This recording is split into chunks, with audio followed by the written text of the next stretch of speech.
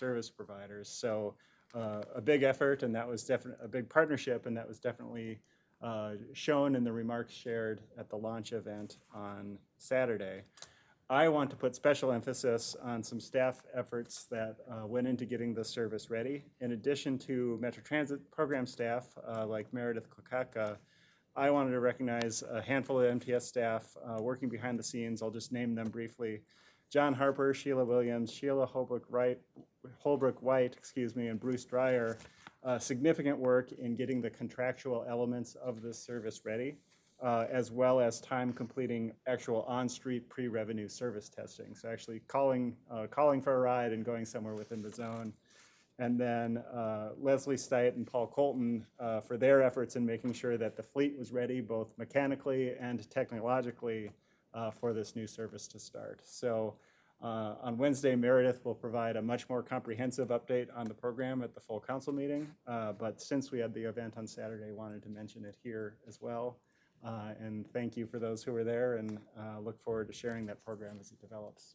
With that, Madam Chair, I can stand for any questions. Yeah, thank you. Any questions, comments?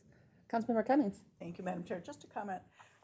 It's such an exciting program. It was a beautiful day to launch a wonderful program, and I think people who were passing through, who were residents of the area or were on bikes or were there for open streets or whatever, so many positive comments. It was wonderful. I think we have to be really, really, really out there in promoting it council-wide to all of our various constituencies. So I hope that we can get out there and get lots of social media and lots of other ways that we can promote the program, because it's just a wonderful program.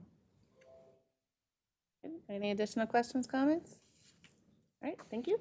On to General Manager Cloister. Great, thank you, Madam Chair and members. I want to mention just a couple of updates here. One, as part of the Metro Transit's Safety and Security Action Plan, the contracted security officers began working at Franklin Station on Saturday as well. So we had two things launching on Saturday.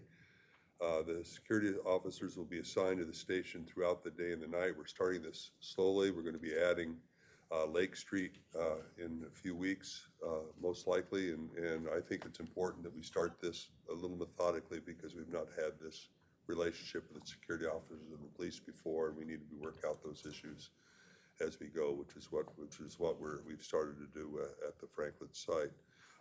As I mentioned, they'll work closely with the Metro Transit Police Department, and will contact our operations center if they observe medical emergencies or illegal behavior. They'll also be working closely with facilities in terms of if they see facility issues that need to be remedied and fixed and changed. So we're anxious to see how this works. It is a pilot. That's the purpose of a pilot, is to test how it works and to try to make improvements as you go along. And so that's our intent as we approach this new endeavor. Secondly, I want to mention that there is a lot required to manage transit service for events. And I want to express my thanks and recognize those that work across the many departments of Metro Transit to make sure that our event service is a good experience for our transit users. And that includes state fair service. We got the final numbers today and had nearly 220,000 riders on Metro Transit to get to and from the state fair. That's more than double the riders that we had last year. So what you've heard about higher attendance at the state fair, we experienced on our transit service, and we look forward to the time where we can go back to the more robust service we were providing in past years, as we can get the operator numbers to get us there. But it was a very good year, and it's a lot of work behind it, and it's a lot of work, but people enjoy doing it, and it was a good year for them. And I also want to mention that yesterday was also a big day for event service with the Twins game and the Vikings opener, and that went off really well also. So my hats off to all the departments and all the employees that work to make those events worthwhile for our customers, and I think we had a couple of good days and a good week with the state fair, good 10 days with the state fair. So thank you. Any questions or comments? A quick comment. Councilmember Gonzalez. We had to clean a lot of tears for Packer fans of our transit vehicles. Did that require extra Well, they staff? talked about unusual wetness on the Yes, platforms. okay. Thank you. Very well done. I like that. That's fantastic. But that's really, I would just say it's very great news. I mean, it is just getting back to some of those big events and some of those big things, I think is really shows that the commitment of everyone to try and start, building ridership back. We know some of the stuff for these big events really gets people out on the system and just a reminder of what's available. So thank you. Thank you to all of everyone who helps do it. All right, we're on to our next report then, which we have from the Transportation Accessibility Advisory Committee. We have David Finley. Welcome, David. Hello, Chair Barber, council members, David Fenley here. Good to be here this evening. Sorry I missed last month, but thank you very much for the in-depth update that we had at our last Transportation Accessibility Advisory Committee on the safety plan. Actually, one of the things that stuck out the most to us was the 24/7 security that's going to be the Franklin Avenue station. We've had concern from our committee members and our community in general about whether perceived or real safety concerns, and that was one of the main places. So it's a good response. A couple other takeaways, and again, we spent the entire meeting talking about safety and security with Chief of Staff Leslie Canderas, who was gracious enough to spend almost the entire meeting with us there. Red kite training details. We'd like to maybe be a little more know what exactly that is. That there wasn't a lot of details provided on that. And also, we would like to hear of any successes between. I know that police department and operators are going to be doing sort of informal one-on-one get-togethers to get to know each other. That was intriguing to us. And also, as we all know, it's not a good labor market, but the unfortunate fact that we can't really do a good job of hiring community service officers, even though the pay start's pretty decent. But I think that's a general problem in society today. And we did spend a lot of time acknowledging that, it's unfortunate that this has to spill over into transit when it is a society problem, whether it's poverty, homelessness, chemical dependency, mental health differences. The transit agency is one of the first agencies that gets to deal with that, and we realize that it's not necessarily your problem, but it's being thrust upon you and the riders as well. So that's all I got for today. I appreciate you having me here, and I appreciate you spending time to give us updates on this pretty big concern. I think we all know that that's a problem. So I'd be happy to answer questions if you have any. Thanks, David. Questions from council members? All right, thanks for coming and reporting to us. We would love to, as we're working, rolling out the public safety plan and all of that, any feedback from your committee and your group, because I know that you're all out using the transit system, and it's really important for us to hear back. So anything you can bring back to us, we'd really appreciate it. Chair Barber and council members, happy to. Leslie was taking copious notes. We had a lot of ideas for her. So hopefully that will find its way through your system. Very good. Thank you so much. Thank you. All right, we are now on to our business agenda. There are no items on consent tonight. Our first item of business is 2022-241, and joint committee item, the 2022 budget amendment. And we have Ed Petrie and Nick Henderson here to present. Good afternoon, Chair, committee members. Ed Petrie, Director of Finance, Metro Transit. Yes, good afternoon, Madam Chair, committee members. My name is Nick Hendrickson, Finance Manager for MTS. And as the Chair stated, we do have before you the 2022-241 JT. It's a 2022 budget amendment for third quarter. I will go through the items, both capital and operating for Metro Transit, answer any questions, and then turn it over to Nick for MTS for their portion. On the amendment this evening, we have a number of items that we're bringing forward as funding has become available. First of all, on the Metro Transit, though, we do have a couple items. We have an administrative adjustment. That's where we are just adjusting funding between like-type projects. So we have a number of projects for the F line, D, G, B, and F, that we're moving the dollars around to match. It's all the same type of project activity, but we're matching up the dollars with the activities. So we're moving those dollars, and then we have a couple projects that we have finished, and we're now closing those projects out. That's another administrative adjustment. But the meat of the amendment for Metro Transit is, it's the section called Authorizing New Projects, or increasing funding or reducing authorization. I will go through some of the major projects within that. As I stated, as funding becomes available, we move projects from the authorized capital improvement plan, CIP, into the capital budget as money has become available. That's what we are doing this evening, or recommending for this evening. And this is one of our more standard amendments during the year. The last one, if you recall, a couple months ago when Heather and I were here, that was our largest amendment of the year, where we had most of the funding came in, we moved the projects over. Tonight, we're basically picking up some of those final projects that weren't ready at that point in time. The funding is available, now we're recommending them to move forward. With the Metro Transit family of projects, there's mainly a couple categories. It's mainly projects that are pretty much within a state of good repair for our system. The first category of projects is for fare collections. We're recommending that we have a project for fare replacements to purchase 54 fare boxes. We have a vintage 1993 GFI fare boxes on our buses. And we have been every year replacing those fare boxes in pieces. So we're recommending a purchase of 54 fare boxes. We have upgrades to our fare collection equipment for the ticket vending machines, which would be the bill acceptors and some key modules. So upgrading those on our ticket vending machines. Upgrading our fare counting equipment to replace some of our bill and coin sorting machines. Some of these machines we've had for about 30 years. So we've very well got our useful life out of those machines, so we're recommending them for upgrade. All the projects within the fare collection were in the council authorized CIP, and the funding has become available, and it's also within our state of good repair plans. The second section is a number of projects for the Lrt Systems that are also a lot of overhaul projects to maintain both the Type 1 Bombardier vehicles in a state of good repair, or the Type 2 Siemens in a state of good repair.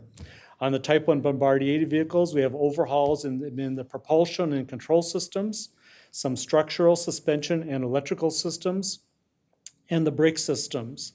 On our Type 2, the Siemens vehicles, we have overhauls again in the brake systems, some door overhauls, and in the suspension and electrical systems.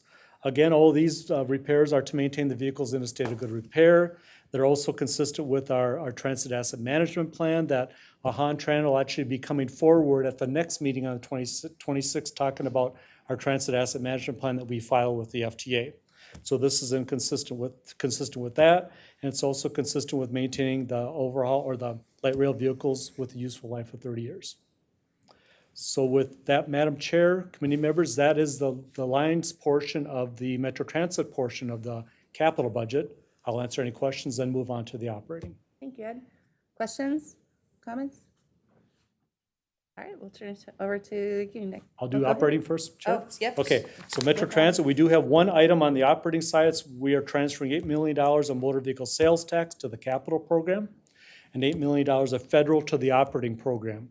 I think over the last few years, you've heard Heather and I come forward with this same type of adjustment where we're moving dollars between operating and capital. It's an even swap. It does not impact operating, it does not impact capital, but it's basically utilizing the funds where they can best be utilized. So this is a dollar for dollar exchange, has no impact on the operating or capital budgets. It also has no impact on invest allocations, our reserves, operating reserves, or the planned capital projects. It's just moving $8 million of invest down to capital, $8 million of federal up into operating. Any questions, comments? All right, now it's Nick. Yes, thank you. Yes, for the MTS portion of the amendment, first in the administrative adjustment section, we're repurposing existing funding that's already in the authorized capital program to complete 2 projects. And second, in the authorized new project section, MTS is requesting to bring in into the authorized capital program just over $5.9 million in RTC for small bus replacement projects. These projects have been identified in our capital improvement plan and includes bus purchases for Metro Mobility, contracted fixed route, and suburban transit providers. This amendment demonstrates commitment towards asset preservation and supports the Thrive outcome of stewardship by addressing future needs, responsible planning, and management of financial resources for Metro Transit and Metropolitan Transportation Services. So our requested action tonight is that the Metropolitan Council authorizes the 2022 unified budget as indicated and in accordance with the attached tables. Thank you, and we're happy to answer any questions. Thank you. All right, any questions from council members? Councilmember Gonzalez? Just a quick question on the overhauls and repairs to the Bombardier and Siemens equipment. Is the repairs that we're doing, is that expected or consistent with what we thought of the lifespan of the vehicle, or are we seeing a faster deterioration rate? Madam Chair, committee members, the repairs that we are doing are in line with the manufacturer specifications based upon the hours and miles of service. One of the things I think that you're you are referring to is the fact is that Vince Pelgrim used to always say that we're running the wheels off the vehicles. Mm-hmm. So we are putting a lot more miles historically on the vehicles than what you would anticipate we would, but all the repairs are in line with the manufacturer specs based upon the hours and miles of service. Okay, thank you. All right, any additional questions or comments? All right, then I'd entertain a motion to approve business item 2022-241. Motion to approve. Motion by Chambliss, is there a second? Second. Second by Cummings. Any other discussion? All those in favor say aye. Aye. Nay. And the motion carries. Thank you, gentlemen. Thank you. All right, next we're on to business item 2022-250, which is the 2023 through 2026 Transportation Improvement Program. We have Jill Barbeau. Thank you, Chair and members. I'm here, am I flipping or? Greg should be pulling it up. Weird. Well, I'm here to talk about the 2023 to 2026 Transportation Improvement Program and the public comments that came with them. Ultimately, your action will not really involve the public comments, it'll involve the TIP itself. There it is. So some of you have seen this before several times. If you haven't, or if you're unsure of something, please do feel free to stop me to let me know if I've glossed over something. So the TIP is a 4-year list of transportation projects that contain federal funding. Any project that is to have federal funding needs to be included in the TIP, and that is so you, the MPO, can declare that it's an appropriate project for the region. So any projects funded with federal funds or any projects that affect air quality or are regionally significant, regardless of whether there's federal funds or not, have to be included in the TIP. This is required nationwide of all metropolitan planning organizations. Once we complete the TIP, it is included in the statewide transportation improvement program for MnDOT, or the STIP. And that's sort of the point at which US DOT is able to award money to federal projects as long as it's in the STIP. The STIP in this region must be reflective of our TIP. So I'll talk a bit about the type of projects that are in the TIP. Anything that's a Metro Transit / Metro Council with FTA formula funds is in the TIP. Roadway projects that are programmed often by MnDOT with federal funds or state funds. MnDOT puts a lot of their state-funded projects in the TIP as well. Projects that come through the regional solicitation, which we're going to be hearing a lot about over the next few months, especially if you follow TAB meetings and TAAC meetings. And those are roadway projects, bike ped projects, transit projects, and the Highway Safety Improvement Program that we work very closely with MnDOT on that program. And then there are a small number of projects that could be included in small parts of Sherburne County, Wright County, and Holton, Wisconsin. Now in Holton, Wisconsin, we haven't had one for probably 5 years, just on the other side of the old bridge. And the small pieces of Sherburne and Wright County are because census, taking in the 2010 census, expanded our MPO region a bit. And that might expand even further coming up, and we may or may not lose all of Wisconsin coming up probably in a year or so as the next census data, the 2020 census data takes hold. And so the council today is, or not today, on the 28th, will be approving all of these project types in the TIP, which has about 515 projects, I believe, are included in the TIP. So you see these if you look closely on every TIP amendment, and this also goes for the TIP today. A TIP must be fiscally balanced. It is not a wish list of projects. It is projects that are reasonably believed to be able to be funded in the next 4-year period.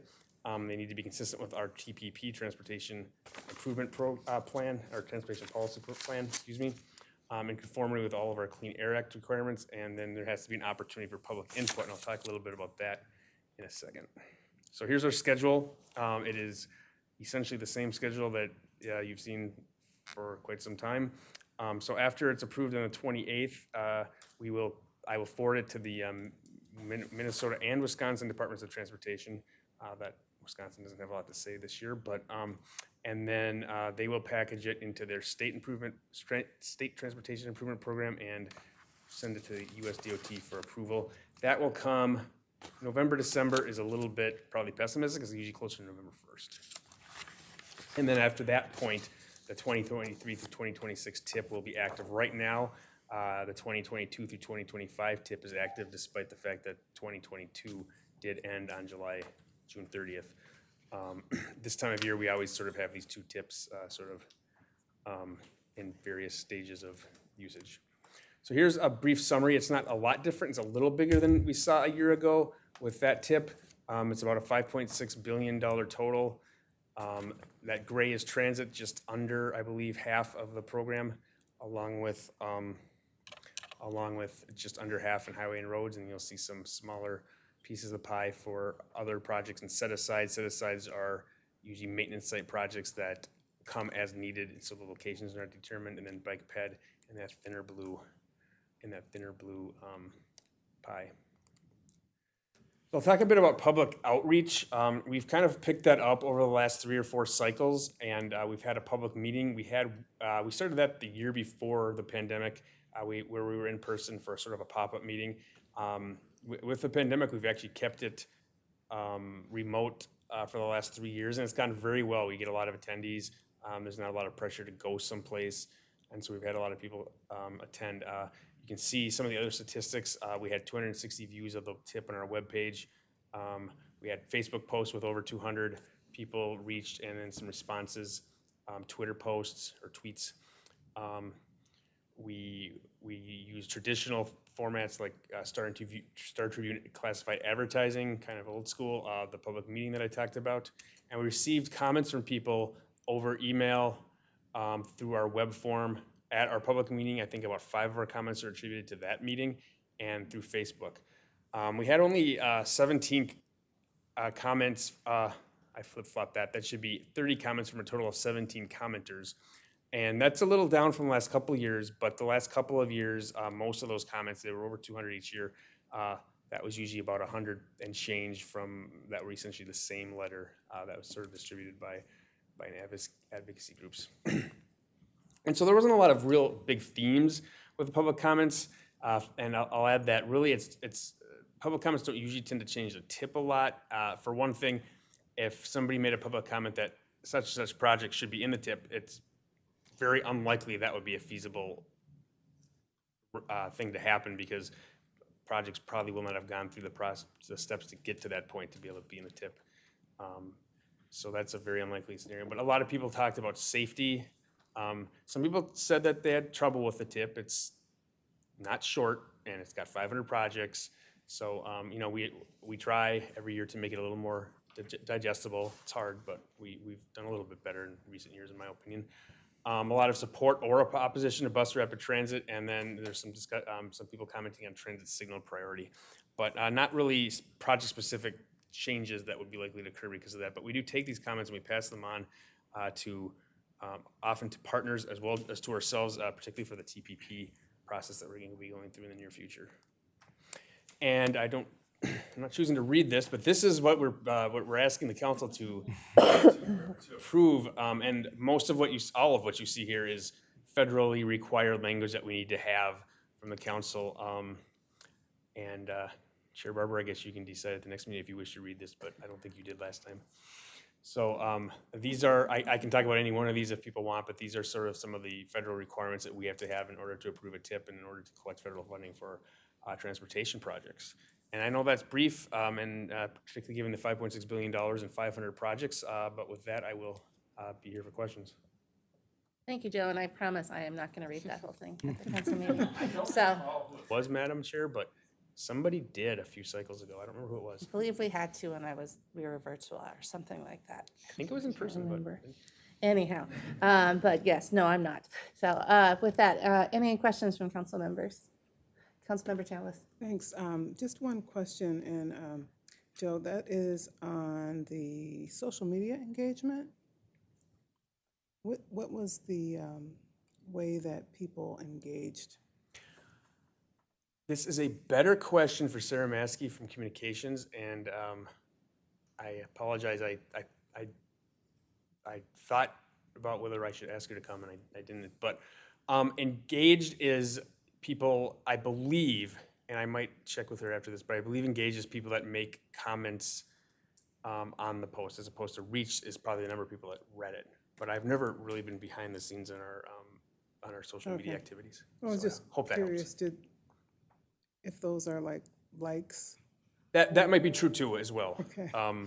Hey, I got an email. I wonder if it's from Sarah. No, it's not. So it might be likes as well. In fact, I don't read. I think that 27 Facebook responses to a Facebook post might be a lot. So that probably is likes and things of that Yeah. nature. Okay. Good question. All right, additional questions or comments? All right, then I'd entertain a motion to approve business item 2022-250. I'll make a motion to approve. Motion by Councilmember Chalice, seconded by Councilmember Gonzalez. Is there any other discussion? Hearing none, all in favor say aye. Aye. Opposed, nay, and the motion carries. Thank you, Joe. Thanks. All right, next we are on to business item 2022-237, a same week item, which is the Metro Gold Line Bus Rapid Transit Contract Award for Contaminated Materials. And we've got several or Gold Line items coming up. So we have Alicia Vapp and Lisa Elliott here. Welcome.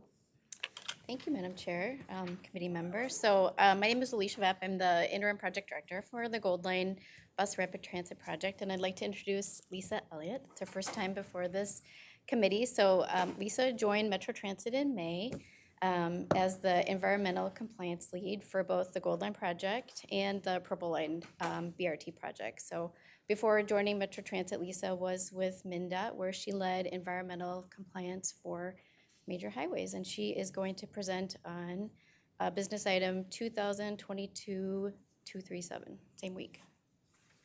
Thank you, Madam Chair, council members.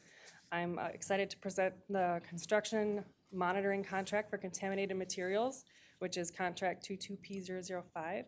This contract will cover the contaminated materials monitoring and reporting through the construction phase of the Gold Line project. In the design phase, several issues were identified and a response action plan, or a RAP, was developed and approved by the MPCA. So a critical aspect to the construction phase is that the RAP is properly implemented and monitored on a day-to-day basis. Identified contamination along the corridor includes asbestos, arsenic and shallow fill materials, and leaching along the noise walls. Former streetcar ties, land or lead near the former Johnson dump site. This area will require special handling of the contaminated materials and additional air monitoring. Buried debris from highway corridor fill, petroleum in the groundwater, and building removals along the corridor. The work is anticipated to begin in October, and the contractor will be responsible for handling and monitoring of the contaminated materials that are encountered during construction, implementing the RAP and reporting to describe how the contaminated materials are handled through construction, and assisting with the regulatory agency liaison work with the MPCA. A request for proposals was issued on June 7th, 2022. We held a pre-proposal meeting, which was hosted by the council staff, to outline the solicitation requirements and respond to plan holder inquiries. There were 16 registered plan holders, 5 of which identified as minority, women, veteran, or disadvantaged business enterprises. The council received 2 proposals, which were evaluated by members from the Gold Line team, Washington County, Met Council, procurement, and finance staff. KLJ Engineering was selected as the recommended proposer due to their experience with a similar type of work, staff capacity, and their work plan. And the contract had a DBE goal of 10%, and the proposal had a goal of 23. Therefore, Madam Chair, we request that the council authorize the regional administrator to execute contract 22P005 with KLJ Engineering for contaminated materials monitoring services for the Gold Line project in the amount not to exceed $1,313,226.43, and this is contingent upon the approval of the Gold Line Executive Change Control Board. And with that, I can take any questions. Thank you. Any questions or comments? Councilmember Gonzalez. Hi, thank you. Among the items that you listed of that need to be removed include asbestos, lead, petroleum, etc. I'm wondering if there's the expectation or the likelihood that other more, I don't want to use the term dangerous, but other more hard to handle chemicals might be found because of the proximity to 3M and other manufacturers in the area. I mean, is that a possible issue? Yeah, Madam Chair, council members, it is always a risk, especially in an area with development history like Yes. this corridor. That is in the contingency plan as part of this contract for contractors to be on site for any unexpected finds. There'd be a stop work order until the contractor can get out there and assess the situation and get an approved procedure to deal with the contamination that they find. Okay, thank you. Okay, Councilmember Cummings. Thank you, Madam Chair. Is there concern that there were only two proposals, given the large group of people that were part of the pre-proposal meeting? I don't think so. There were two very qualified proposers. I don't think so. If I could just add to, Madam Chair and council member, the KLG proposal has several sub-consultants Yes. as well, so they have a pretty deep bench. Councilmember. I would assume too that this is fairly specialized work that is being proposed, so there would be fewer applicants or people responding to proposals. Okay, thank you. All right, additional questions or comments? All right, I'd entertain a motion then to approve business item 2022-237, a same week item. So moved. Moved by Councilmember Gonzalez. Is there a second? Second? Seconded by Councilmember Cummings. Is there any other discussion? All those in favor say aye. Aye.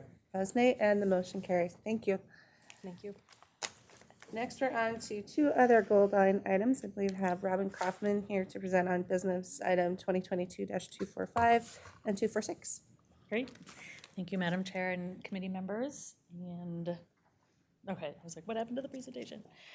Before we get to the business items, I thought it'd be really good just to give you an update on the real estate acquisition process. And so I thought I'd just do a really quick presentation and just start by saying that we do have about 162 parcels that we are acquiring for the Gold Line. And of those, all 162 of the appraisals have been completed and offers have been made. So you can see there that the total dollar value is about $26.5 million. We've made a lot of progress over the last year or so. We have acquired the property rights for 127 of those properties, so that's actually very good progress. And the total amount of that expended so far then is a little over $18.7 million. And we have 35 other parcels that we're still working and negotiating on. I also want to note that 14 of those parcels are publicly owned parcels, so those were ones that were acquired through an agreement process. Let's see. So this just kind of reiterates that we've already acquired 127 of those parcels, and then this just shows the timeline that we have planned for acquiring the remaining 35. So we anticipate acquiring the bulk of them, 28 remaining parcels in this quarter, Q3 of 2022, another 5 by the end of the year, and then we have 2 that are planned for early next year, 2023. And I do want to mention here, or really stress here, that the key is that we are, these are still within our construction schedule, so those parcels that are going out to 2022 or later 2022 and early 2023, that's being coordinated with our construction schedule, so it's not going to be impacting our construction activities. And then this was really the slide I wanted to focus on a little bit. If you recall back in December of 2020, I know it was a little while ago, so I thought just start by refreshing that in December of 2020, the Gold Line project did bring a business item before the council to basically delegate authority and basically indicate what level of authority is needed in order to proceed with property acquisitions. And at that time, we thought there was going to be about 8 parcels that were going to be over $1 million, and those do need to go to council for approval or authorization. 5 were between 500,000 and $1 million, and those are able to be authorized by Mary Bogie, the regional administrator. There's 100,000 to 100,000 to little less than 500,000. Those have various levels of staff level approvals at Metro Transit, and there was 11 of those. But really, the bulk of them were going to be less than $100,000, 135 of those. That was what we had forecasted. Now that we actually know all the parcels and we've gotten all the appraisals, we now know that there's only 6 actually that are over $1 million. 5 that are in the $500,000 to $1 million range, 14 in the 100,000 to 500,000, and 137, again, the bulk of them less than 100,000. And so far, I'm not going to read the entire table, but you can see that the breakdown of those acquired, and now we have 2 remaining that we're seeking authority for tonight, so of those 6. So with that, unless there's any questions, I will jump into the business items. So the first one I'm going to present, speaking of 3M, is the business item 2022-245. This is parcel, the parcel identifier is parcel 200. This is a 3M parcel. It is a consolidated 6.07 acre parcel. You can see it's very linear. It's the colored areas in green, teal, and purple running along the north side of I-94 in the city of Maplewood, and that's basically following that frontage along 3M. We're basically acquiring a combination of permanent and temporary construction easements for construction of the guideway, stations, as well as stormwater ponds. We offered the value, we offered $2.9 million, and that was the appraised value, and 3M has accepted that amount. We continued to negotiate over, there is some impacts to some of their landscaping and things along the frontage line, and so, a frontage road, and so we ended up negotiating for an additional $520,000 for cost to cure, and that's basically, again, to take into account some of those impacts to their property. I also want to mention that this parcel is part of the funding in the project. This is within the project budget and will be paid for out of the project. And this is, as I mentioned, coming to the council because it exceeds $1 million. So with that, Madam Chair, we're asking that the council authorize the regional administrator to negotiate and execute an administrative settlement on this parcel 200 with 3M in an amount not to exceed $3.42 million for the Metro Gold Line BRT project. All right, thank you. Any questions from council members? All right, I'd entertain a motion to approve business item number 2022-245. So move. Moved by Councilmember Gonzalez. Is there a second? Second? Second by Councilmember Cummings. Is there any other discussion? Hearing none, all those in favor say aye. Aye. Opposed, nay. And that motion carries. Back to you, Robin. Thank you. And I have business item, second business item, also another piece of property, 2022-246. This is a, let's see, I think they're bringing it up here for me. Was it on your PowerPoint? Oh, there, it is in the PowerPoint. I can see him flipping through the slides here. Okay, there we go. I have control again. There we go. So this is parcel identifier 318 Regan property. It is, the total parcel is 36-acre piece of property located at the northwest quadrant of 694 and 94. So you can see that whole area is, the yellow area is is the area that we're not acquiring. Again, the areas that we're acquiring are in the green and purple and light, kind of the light teal shading following the road frontage, and we are acquiring a combination of permanent transportation easements, permanent drainage easements, and permanent drainage and utility easements, as well as construction easements. And that, again, is for the construction of the guideway and stormwater ponds. And the owner accepted our offer based on the appraised value of $1,007,800. And so since it's just over that million, we are seeking council authority to proceed with finalizing this parcel. So with that, the Metropolitan Council authorized the regional administrator to acquire parcel 318 at the appraised amount of $1,007,800 for the Metro Gold Line BRT project. Thank you. Any additional questions for Ms. Caufman? All right. Hearing none, I'd entertain a motion to approve business item 2022-246. So moved. Moved by Councilmember Gonzalez. Is there a second? Second? Second by Councilmember Cummings. Is there any other discussion?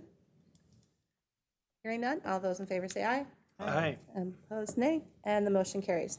Thank you, Robin. Thank you very much. All right, we're on to our last business item for the evening. It's business item 2022-247, which is the Minneapolis Bus Garage Construction Contract Amendment, and we have Robert Rimstead here to present. Good afternoon, Chair and committee members. Robert Rimstead with Engineering Facilities, bringing you updates. Kind of going to go through a quick construction update on the project as well, as we've done about twice a year since the project started in early 2020. So kind of going forward here, just a quick orientation and reminder of this project here is to build a whole new bus garage. It's 2 levels spanning over Bassett Creek. A number of employee parking spaces to support all the employees here on this 24 acres in this area here, and we have all the different maintenance and repair bays.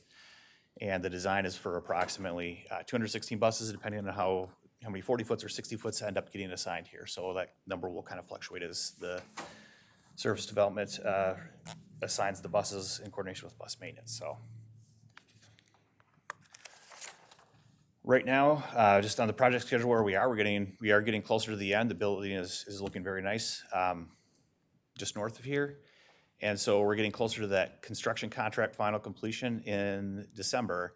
And right now we're at the point where we're getting into the kind of the full building and equipment testing in there. Some of the additional systems are added into the project.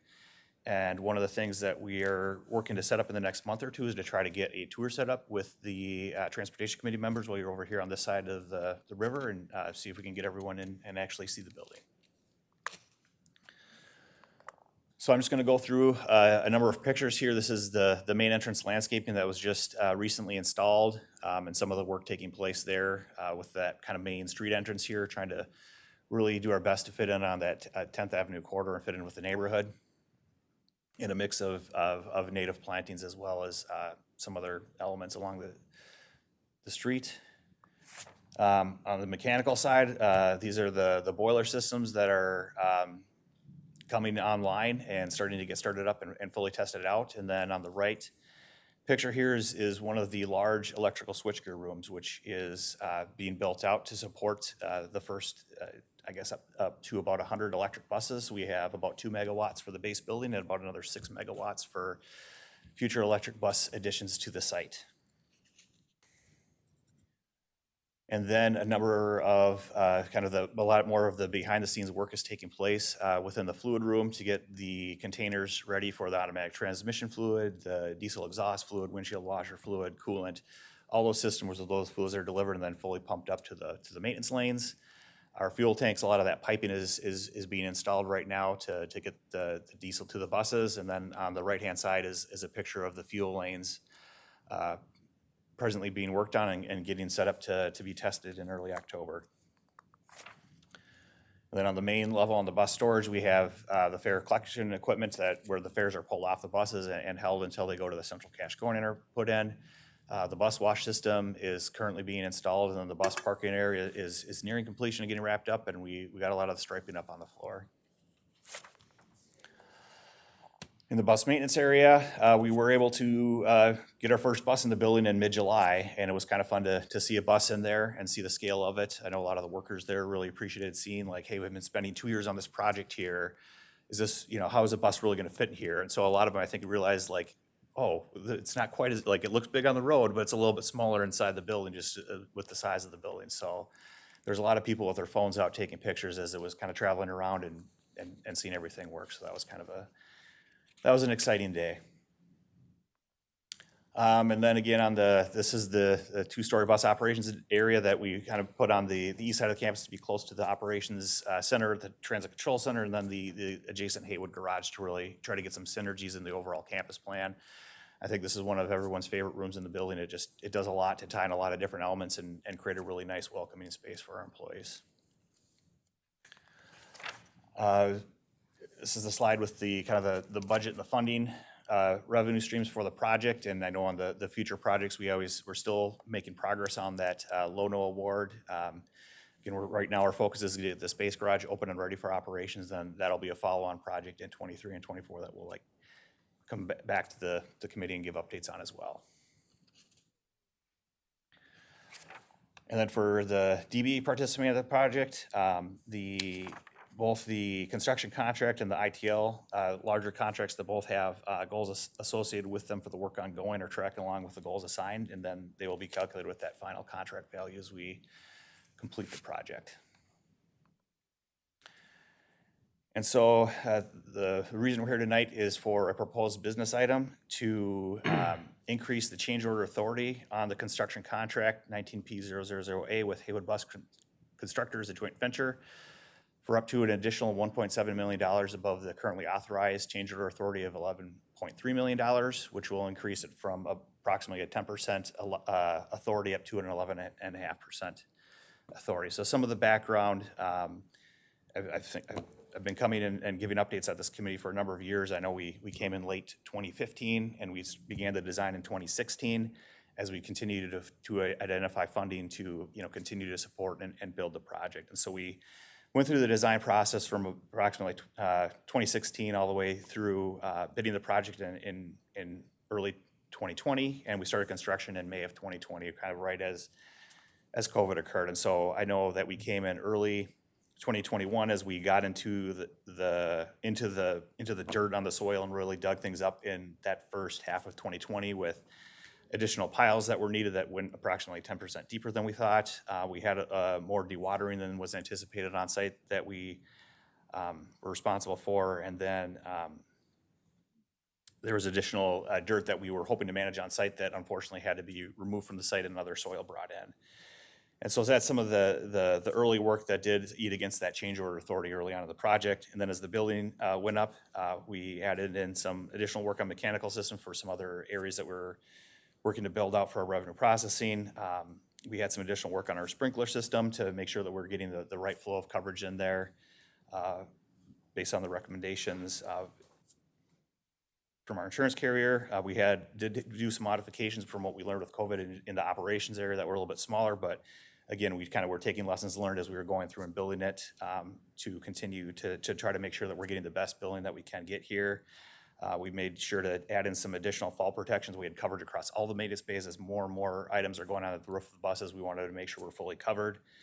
And then as the building continued, there were building code modifications. As the permits were issued, we had some come out earlier in the project, and then as the inspectors came in on the site and we had something in the plans that was designed and the inspector wanted to see it accomplished in a different way, that just added up. And so it is a very large building, and unfortunately, when you have these changes or modifications, they just have that ripple effect because you apply it, if there's a problem with these floor drains, it multiplies to 150 floor drains, or if it's this wall type that's a 1 hour rating, there's a lot of 1 hour rated walls. And so unfortunately, those do continue to ripple. And then as we did add materials, various materials in the project, I remember there was one time where we had to add plywood, and we had base bid as we were negotiating the change order for the plywood, where it's like, well, here's where the base bid is and here's what we locked with our vendor, but now that plywood is doubled in price, here's the price for this additional material.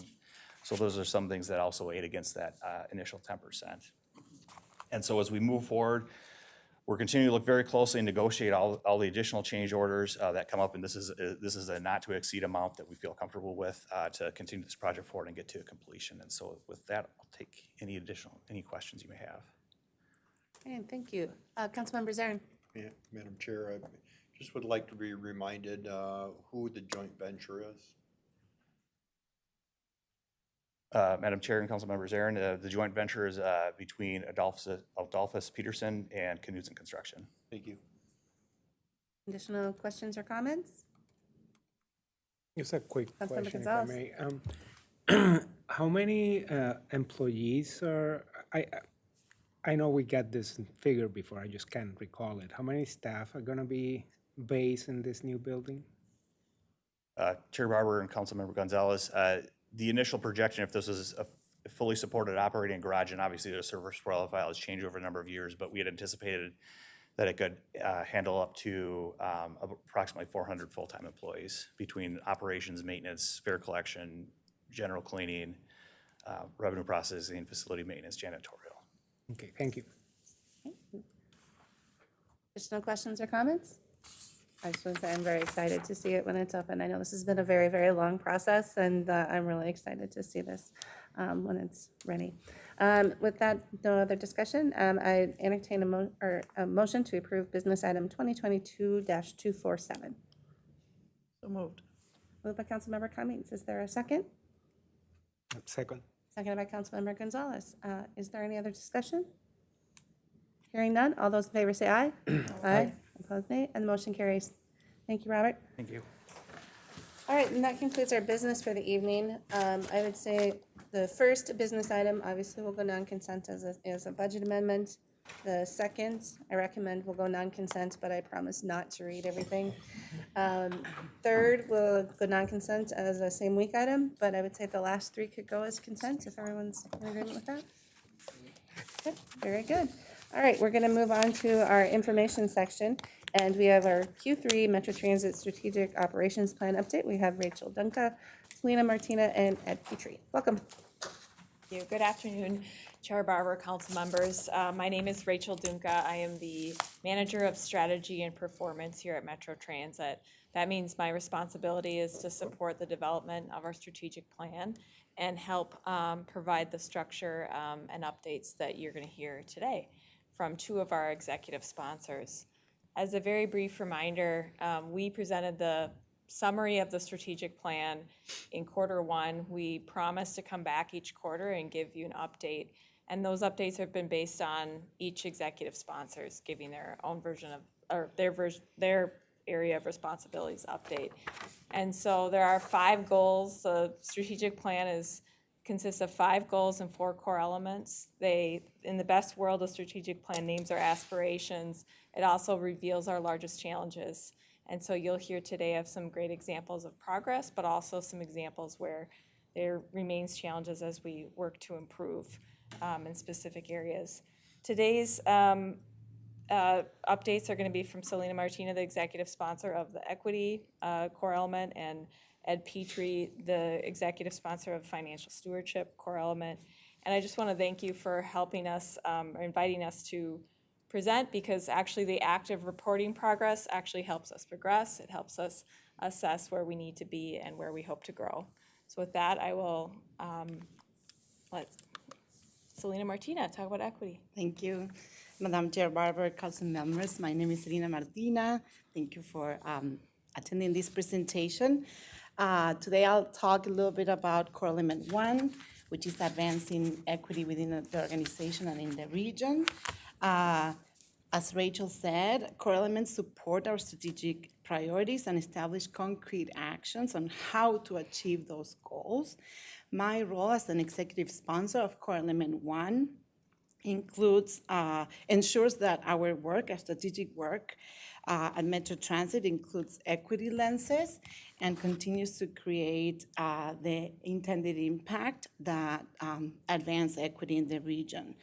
In my presentation today, I will share actions, initiatives, programs, work that I am not the main leader of some of them, or most of them. I'm not the main leader, but certainly, or the manager, but I work with those managers and leaders to advance that work and have equity as a key factor in those projects.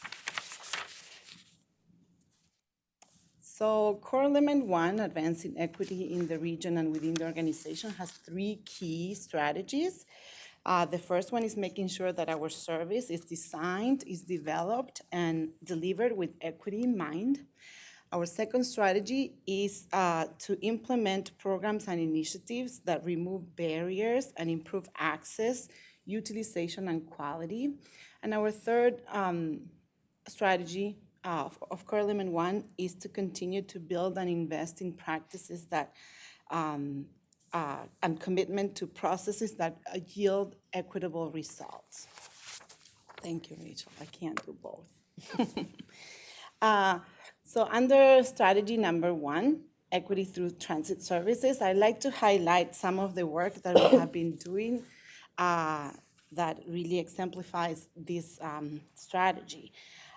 So last month we presented to the Equity Advisory Committee, and I thank you, those of you who were there, for your attention to this and feedback. The service equity evaluation was presented, and for the last 2 years, Metro Transit has executed a comprehensive annual evaluation that assesses our services, and it relates to as it relates to our non-white and communities of low-income communities in the region. This annual evaluation looks at performance metrics for service, and it takes a look at the impact in the community based on the demographic of that area. I just want to say that that work that Rachel is really part of too is a tremendous orchestration of data pools, research methodology, and commitment to equitable progress. Our work of the annual service equity evaluation has been featured by APTA, the American Public Transportation Association, and other agencies or coalition of agencies doing similar work.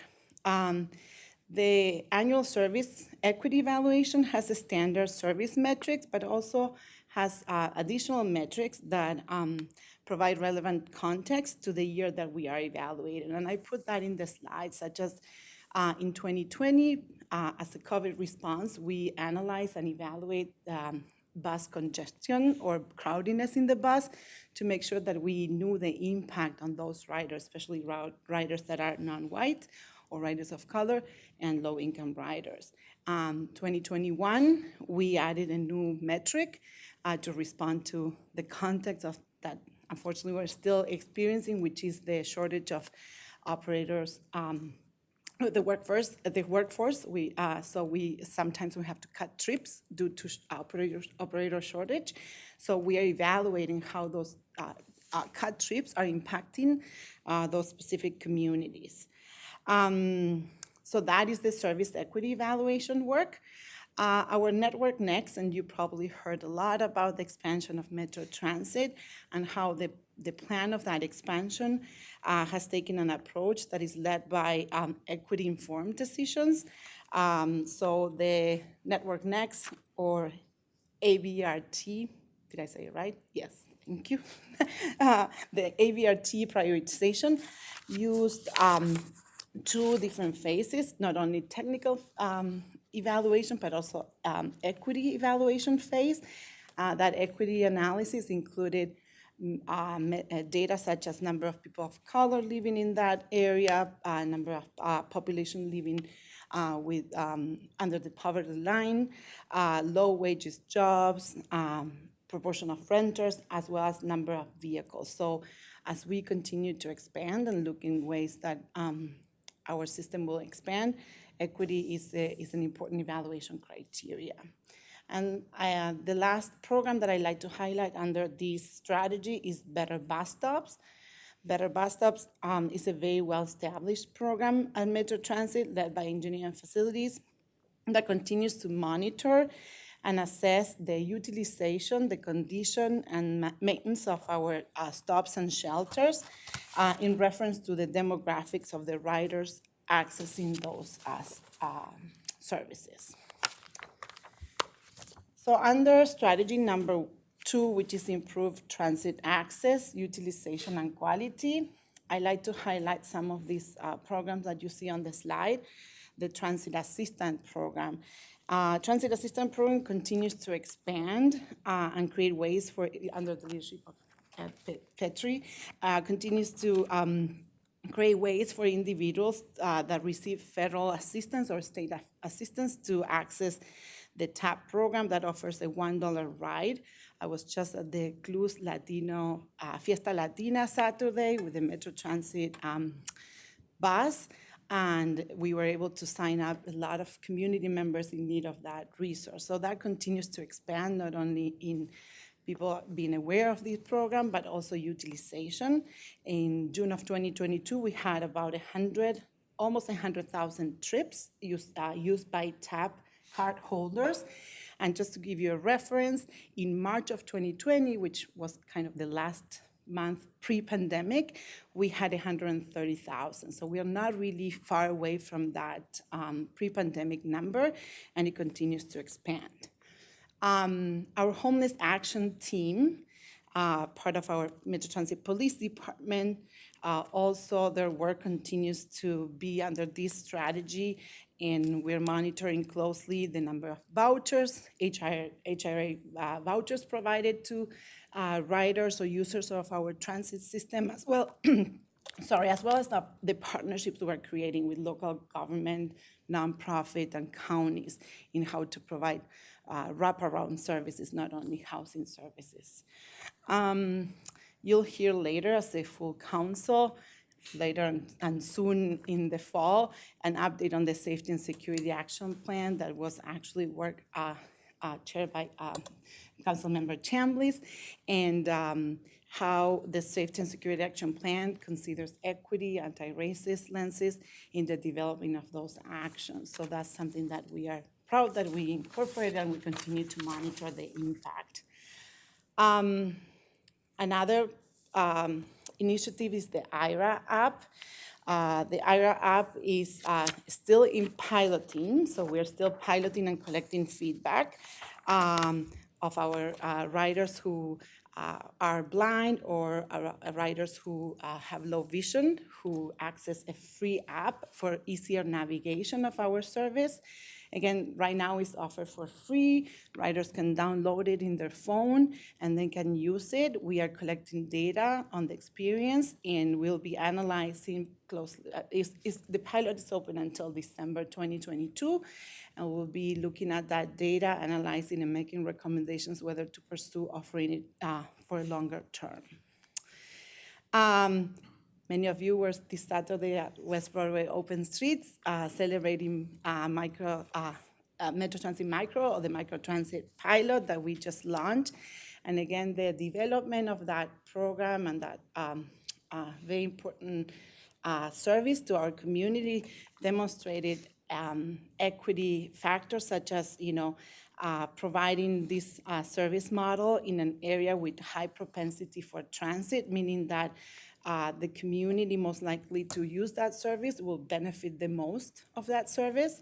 And we continue to make transit investments, such as microtransit pilot program in communities that are considered low income, or also neighborhoods of color. So microtransit is a great example of how we're improving transit access and utilization and quality. Next, please, thank you. So under the third strategy this really doesn't have a stop. This is an ongoing commitment from Metro Transit to develop a culture that builds and invests in organizational practices that will yield equitable outcomes. We have well-established employee resource groups. Those are research-based opportunities for affinity groups to form within an organization, and really support, especially employee climate and engagement. And we just last year, at the end of the 2021, we established a Black, Indigenous, People of Color, a BIPOC employee resource group that has helped with our Juneteenth event this past June. And later this spring, we established the newest employee resource group, which is the Veterans in Transit. Again, great opportunities for our staff members to feel connected and increase their sense of belonging. Another practice that we have started and we're committed to continue to refine and develop is as we develop our operating budget and even our capital improvement budget, we are looking into budget consideration, asking budget managers to really look into the request with equity lenses and answering a set of questions as how those requests will advance core element 1 and equity in the region and equity within an organization. So that's a practice that we partner with finance to ensure that is well tracked and in effect. Racial equity trainings. This year, we are happy to report that our key trainings, including our employee forum that impacts every single Met Council employee, has been focusing on racial equity. This is just not a small undertaking. HR and the different divisions within Met Council have taken this huge logistical effort to offer virtual, hybrid, in-person facilitated sessions to discuss and learn deeper about racial equity.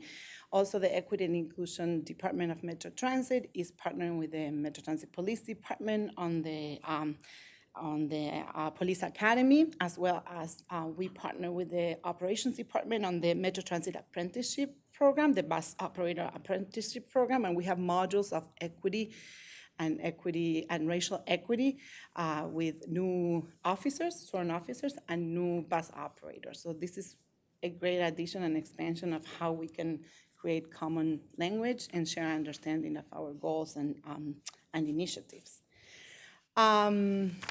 The employee engagement survey, this year we do that, Met Council does that, HR does employee engagement survey every 2 years. And this year intentionally included equity questions to assess where we are, how to continue to shape the employee forum, for example, was a response to that, to understanding that we need more training around equity, more shared understanding, more spaces where we talk about race, and the employee engagement survey had intentionally questions that were related to racial equity that help us inform how to conduct employee forum. And lastly, strategy number 3. Not sure how many of you know, but we are one of the 84 agencies and companies within the nation that have signed up for the APTA 2-year racial equity commitment program. And I am the representative for Metro Transit in that commitment program. We meet on a bi-monthly basis. I'm happy to be the rep there, and I am happy also to be learning resources from other agencies, but also very happy to report to this committee that we are leading the work in many of the racial equity and inclusion and belonging work we're doing. We're being asked to present and to share resources, so it's been great to be part of that. And the last 2 items you see there on the slides are developing as we hire a staff member that will help us with with the DBE and MCAB utilization. We are monitoring closely those utilizations and looking for ways to increase that. And again, with the hire of the new Director of Community Affairs, looking into how we engage and create opportunities for our riders to provide feedback and be partners with us, and to be equitable process to do that. And with that, I turn it to Ed. Ed, here's the clicker. You could probably do both. I cannot do both. Well, you could probably help me out. Okay, Yes. Chair, committee members, once again, Ed Petrie, Director of Finance, Metro Transit. I'm here to talk about the core element number 4.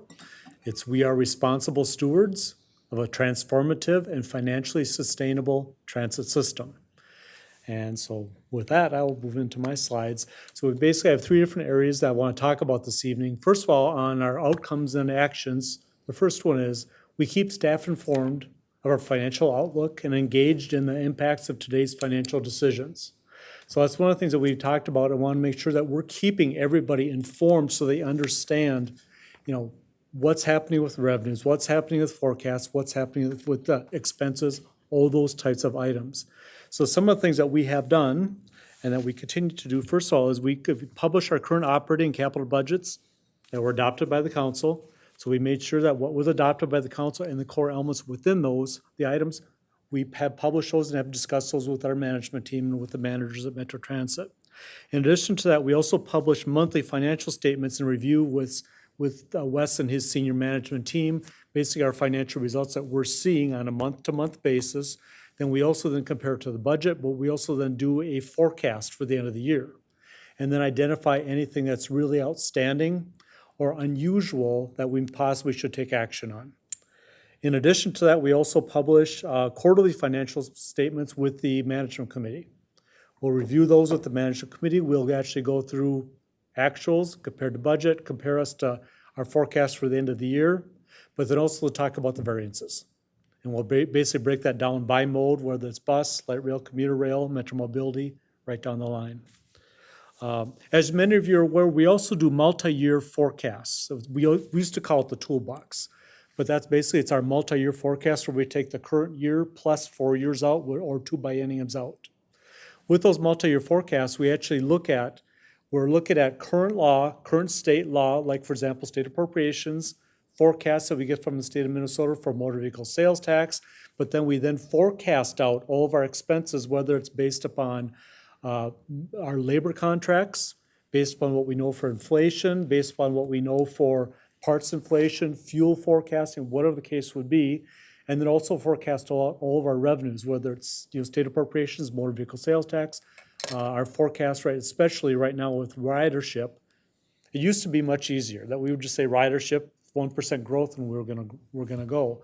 Well, right now, when we're trying to recover from the pandemic, when we had originally a drop of about 80% of our ridership, with ridership slowly coming back, that's created a little more of a challenge with our multi-year forecast. So we're continually having to relook at the ridership and retest our assumptions and retest our budgets and retest our forecasting. Also, with all of this, we've also done a lot of work this past year on our 2023 operating budgets. We did our initial review of the operating budgets with senior management, but one of the things that we actually did this year was we actually had training sessions with our managers. Because many of the managers, they would hear the budget, but they were like, well, they didn't really understand how we'd come up with our expenses or how we came up with our revenues.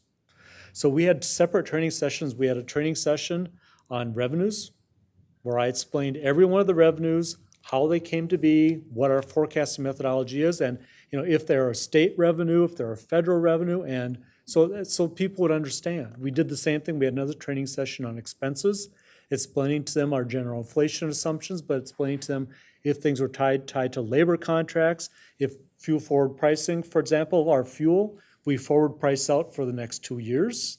So one of the things we're the largest consumer, for example, of diesel fuel in the state of Minnesota. Sell over about 7 million gallons a year. We forecast we're actually locked in through fuel forward pricing for the next 24 months. So one of the things that was important for people to understand is the fact is that we're seeing the $5 gas pump price at the pump, but our budget next year is $2.41. It's because we have fuel forwarded that price and locked it in for the next 2 years. So the price that we're seeing today is going to be our challenge 2 years from now. So those types of items that was really important to meet with the management team, meet with all the Metro Transit managers. We had probably about 125, 130 people on the various training sessions, just learning and asking a lot of questions. And I thought that was something that was really, really good. With our CIP, our capital improvement plan, we're working on right now the 2023 to 2028 CIP plan. We actually did a panel approach this year with Nick Thompson, Brian Funk, Marilyn Porter, and myself, where we actually had all the project managers come in. They presented their CIP proposals, talked about what the proposal was, talked about if it's building on a prior project, if it's a new project, also talked about interdependencies, whether it has operating tails, future capital tails, and also talked about the state of good repair for these types of projects. So we know if we put that investment in today, Is this a 5-year asset? Is it a 10-year asset? What type of asset is this? So that we can plan for the future replacement, but also then plan for the state of good repair as we're repairing this asset so we can get through its useful life. And one of the things I found that was really, really good, because the fact is that the managers were able to understand not only their projects, but they sat in the meetings, they heard all the other projects that were happening. And so they can understand their interdependencies, and how their project potentially could relate to somebody else's project. The next item is our operating and capital budget decisions reflect our transit priorities. One of the things that we did with our operating budgets and our capital budgets, we also made sure that we did a review of last year's, or I should say our 2022 operating budget, making sure that we were consistent with it and or making sure we picked up the elements that were in 22 that we're going to propose into 2023. We also want to make sure that we had consistency with our strategic framework and the transit priorities. We also had staff, with our operating budgets, we also had staff propose new initiatives. So these new initiatives came in basically 2 different flavors. So a new initiative you could think as a brand new project or brand new proposal for new funding for something new for the next year. That was some of the projects and were new initiatives that were proposed. But we also had other initiatives that were proposed that were based upon decisions that the council had already made. For example, Robert talked earlier this evening about the new Minneapolis bus garage. Well, the new Minneapolis bus garage comes with additional staffing, whether it's cleaners, fare collection staff, those types of items. So we want to make sure that we've looked at those projects, talked about the new initiatives, and make sure that we're picking those up in the 2023 operating and capital budgets. Other projects, for example, would be like the Orange Line or the D Line that'll open in December of 2022. So making sure we're fully covered for those in our 2023 operating budgets. As Selena had mentioned, we've also applied the equity lens to both our annual and operating budget decisions, and we've worked with both Selena and Leslie Conderas on that. Another big thing that we're just starting to work on now is really looking at our metrics and our measurements. We've had a lot of historical measurements, whether they're cost per passenger, subsidy per passenger, fare box recovery, all those types of items. But we're realizing now that as we're moving out of the pandemic and moving into a new world, we need to possibly go back and relook at those metrics, possibly evaluate them and reset them. So that's some of the work that I'm going to be working on in the very short period of time now with service development in both bus and rail operations. The other thing that, with all the work that we're doing also this year, is that we're actually going to conduct an internal customer service survey. Going to go back out to all of the managers that we've talked to and directors and reiterate once again, these are the items that we did this year. What do they feel has worked well? What do they feel could be worked for better for and process improvement for the next year? So that's one of the things that we learned that, with the financial stewardship, the thing is, as we're changing, as we're evolving, I think it's very good to have the manager input for ways to improve. And the final item is we identify life cycle costs when making investment decisions and planning for the future. I talked about earlier this evening with the capital budget amendment, we have a lot of things that are coming through, for example, on the light rail lines. All the basic overhauls. I always think that the light rail lines are brand new. But the thing is, the light rail lines have been here for quite a few years now, and they're hitting their very state of good repairs. So one of the things that you're going to be hearing actually on September 26th is Han Tran, our asset manager, transit asset manager will be coming to the council and will be coming to the transportation committee on the 26th and talking about a new submission update to the FTA. We submitted our first transit asset management plan with the FTA back in 2018. Every 4 years we have to do an update. So I've been working with Han over the last few months and with various asset managers across the council, and we've been updating the transit asset management plan, and we will be submitting our next update to the FTA in October. During our CIP process, one of the things that we also did was we reviewed all the projects. We looked at projects that were what we call Table 3 that were approved by the council for funding or recommended for funding in the CIP.